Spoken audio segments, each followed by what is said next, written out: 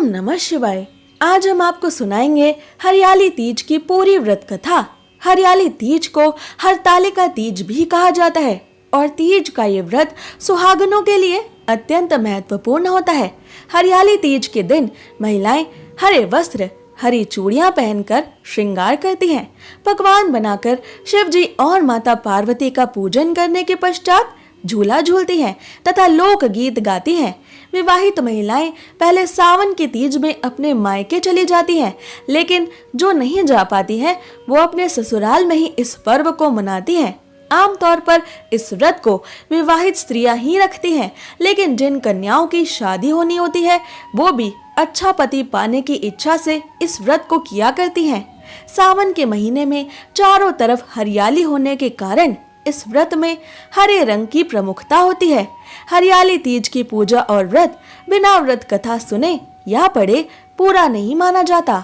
इसलिए आपसे प्रार्थना है कि ये कथा पूरी अवश्य सुने, क्योंकि अधूरी कथा सुनने से दोष लगता है। और कथा शुरू होने से पहले हमारे चैनल को सब्सक्राइब करके एक बार कमेंट्स में दिल से हर हर महादेव जरूर लिखें। आइए अब शुरू करते हैं हरियाली तीज की कथा। बोलिए उमापति महादेव की जय, गौरी शंकर भगवान की जय, श्री गणेशाय नमः। भगवान शिव शंकर कैलाश पर माता पार्वती को उनके पुराने जन्म का स्मरण कराते हुए तीज की कथा सुनाते हुए कहते हैं कि हे पार्वती, तुमने हिमालय पर मुझे वर के रूप में पाने के लिए घोर तप किया था। तुमने अन्न जल त्यागा, पत्ते खाए और सर्दी गर्मी बरसात में कष्ट सहे। साथ ही पर्वतराज हिमालय पर स्थित गंगा के तट पर तुमने अपनी बाल्यावस्था में 12 वर्षों तक अधोमुखी होकर घोर तपस्या की थी। इतनी अवधि तक तुमने अन्न ना खाकर पेड़ों के सूखे पत्ते चबाकर व्यतीत किए। माघ की विकराल शीतलता में तुमने निरंतर जल में प्रवेश करके तप किया। वैशाख की भस्म कर देने वाली गर्मी में भी तुमने पंच अग्नि से सुकोमल शरीर को तपाया। श्रावण की मूसलाधार वर्षा को तुमने बिना अन्न जल ग्रहण किए खुले आकाश के नीचे खड़े रहकर व्यतीत किया। तुम्हारे पिता तुम्हारी इतनी कष्टमयी परिस्थितियों और तपस्या को देखकर बड़े दुखी रहते थे। उन्हें बड़ा क्लेश होता था। तुम्हारे पिता पर्वतराज दिन रात अत्यंत दुखी रहते थे। तब एक दिन तुम्हारे पिता पर्वतराज के क्लेश, चिंता, शोक और दुख को देखकर मुनि श्रेष्ठ नारद जी तुम्हारे घर पधारे और पर्वतराज से कहा, हे पर्वतराज, आपको नमस्कार है। मैं क्षीर सागर निवासी शेषनाग की शैया पर शयन करने वाले त्रिलोकी नाथ भगवान श्री हरि विष्णु के सेवक हूँ। उनके भेजने पर ही मैं आपके यहाँ आया हूँ। वो आपकी कन्या पार्वती से प्रसन्न होकर उनसे विवाह करना चाहते हैं।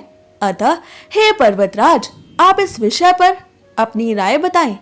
भगवान शिव माता पार्वती से बोले, तुम्हारे पिता पर्वतराज प्रसन्नता से तुम्हारा विवाह विष्णु जी से करने को तैयार हो गए थे। नारद जी ने विष्णु जी को भी ये शुभ समाचार सुना दिया, पर जब तुम्हें पता चला तो तुम्हें अत्यंत दुख हुआ, क्योंकि हे पार्वती, तुम मुझे मन से अपना पति मान चुकी थी। तब तुमने अपने मन की बात अपनी प्रिय सहेली को बताई। हे पार्वती, तब तुम्हारी सहेली ने तुम्हारी सहायता के लिए तुम्हें एक ऐसे घने वन में छुपा दिया था जहां तक तुम्हारे पिता कभी नहीं पहुंच सकते थे। वहां तुम तपस्या करने लगी। तुम्हारे लुप्त होने से तुम्हारे पिता पर्वतराज चिंतित होकर सोचने लगे कि यदि इस बीच भगवान श्री हरि विष्णु वैकुंठ से बारात लेकर हिमालय पर आ गए तो क्या होगा। कन्या की ओर से शादी के लिए हाँ की गई थी, पर यदि कन्या ही ना होगी तो कहीं भगवान श्री हरि विष्णु हमें झूठा समझकर दंडित ना कर दें। शिव जी ने आगे माता पार्वती जी से कहा, तब तुम्हारे पिता ने तुम्हारी खोज में धरती पाताल एक कर दिया, पर तुम ना मिली। तुम गुफा में रेत से शिवलिंग बनाकर मेरी आराधना में दिन रात लीन थी। तब प्रसन्न होकर मैंने तुम्हें तुम्हारी मनोकामना पूरी करने का वचन दिया, और उसके बाद तुम्हारे पिता भी तुम्हें खोजते हुए उस गुफा तक पहुंच गए जहां तुम मुझे पति के रूप में पाने के लिए तपस्या में लीन थी।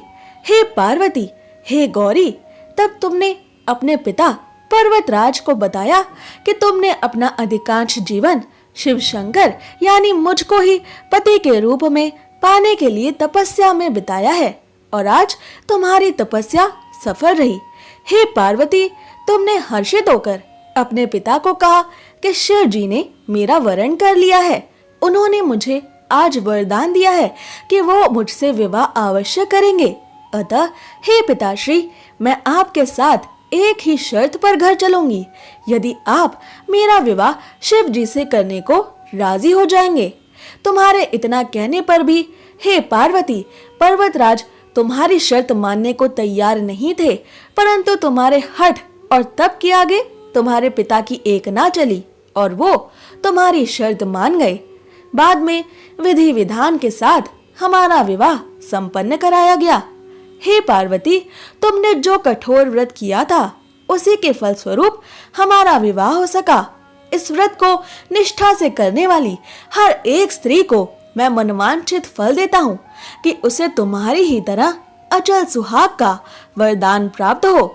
सावन माह के शुक्ल पक्ष की तृतीया तिथि यानी हरियाली तीज के दिन ही भगवान शिव ने माता पार्वती को प्रकट होकर साक्षात दर्शन दिए थे और पार्वती माता को अपनी पत्नी के रूप में स्वीकार किया था। साथ ही उन्होंने पार्वती माता को हरियाली तीज के दिन ही वचन दिया था कि मैं शीघ्र ही तुमसे विवाह करूंगा और इसलिए पति की लंबी उम्र, आदर्श अच्छा जीवन साथी और सुखी वैवाहिक जीवन को प्राप्त करने के लिए महिलाएं इस दिन व्रत और पूजा पाठ करती हैं। इसके अलावा एक बार भगवान शिव शंकर जी की तपस्या को रति देवी के पति कामदेव ने भंग कर दिया था ताकि भगवान भोलेनाथ माता पार्वती के रूप सौंदर्य की ओर आकर्षित हो जाएं, क्योंकि देवताओं को आवश्यकता थी महादेव के तपस्या से जागने की। तो भगवान शिव शंकर जी ने कामदेव को अपने तीसरे नेत्र को खोलकर भस्म कर दिया। कामदेव को भस्म करने से कामदेव की पत्नी रति देवी अत्यंत क्रोधित हो गई और विधत्व के क्रोध में उन्होंने माता पार्वती को ये श्राप दिया कि वो अपनी ही कोख से किसी भी संतान को कभी जन्म नहीं दे सकेंगी। महादेव की कामदेव को भस्म करने की लीला के कारण ही रति देवी ने माता पार्वती को ऐसा भयंकर श्राप दे डाला था। इसलिए माता पार्वती जी भी नाराज हो गई। वो स्वर्ण गौरी की पूजा में लीन हो गई। तो सभी देवी देवता अत्यंत चिंतित हुए और उन्होंने भगवान शिव शंकर जी के पास जाकर उनसे आग्रह किया कि वो माता पार्वती जी के मन को शांत करने का प्रयास करें। इस प्रकार पवित्र सावन मास के शुक्ल पक्ष की तृतीया तिथि यानी हरियाली तीज के दिन ही भगवान शिव शंकर ने जगत जननी आदि शक्ति माता पार्वती को प्रसन्न किया था और इसी दिन महादेव ने माता पार्वती को पुत्र रत्न के रूप में विघ्नहर्ता प्रथम पूज्य श्री गणेश जी की उत्पत्ति का वरदान भी प्रदान किया था। इस कथा को सुनकर भगवान शिव शंकर से यही प्रार्थना है कि जैसा अखंड सौभाग्य जगत जननी माता पार्वती को मिला, उन्होंने शिव जी को अपने अखंड सुहाग के रूप में सदा सदा के लिए प्राप्त किया। माता पार्वती की प्रीति, उनका प्रेम, उनकी तपस्या अमर हो गई। वैसा ही सौभाग्य हरियाली तीज का व्रत करने वाली हर सुहागन स्त्री को प्राप्त हो। तो प्रेम से कहिए उमापति महादेव की जय, भगवान श्री गौरी शंकर जी की जय हो। ओम नमः शिवाय। आइए अब जानते हैं हरियाली तीज का महत्व, जिसे सुने बिना हरियाली तीज की कथा पूरी नहीं मानी जाती। सावन मास की हरियाली तीज के दौरान सृष्टि में बदलाव की प्रक्रिया होती है। ये त्योहार शिव शक्ति यानी भगवान शिव और आदि शक्ति माता पार्वती के मिलन का प्रतीक है। इसके अलावा भगवान शिव और माता पार्वती प्रकृति के काफी करीब हैं। साथ ही इन्हें पृथ्वी का हरा रंग अत्यंत प्रिय है, इसलिए इस व्रत में हरे रंग की प्रमुखता होती है। विवाहित स्त्रियां इस दिन सवेरे उठकर सास के पैर छूती हैं और पूजन आदि के बाद सास को सुहाग की सारी सामग्री देती हैं। विवाहित स्त्रियों के मायके से सिंधारा आता है जिसमें घेवर, फल और मिठाई तथा कपड़े आदि होते हैं। इस दिन 16 श्रृंगार के बाद महिलाएं शिव शंकर और पार्वती जी का पूजन करती हैं और कथा सुनती हैं। पूजा के बाद सुहागनें पति का पैर छूकर ये व्रत खोलती हैं।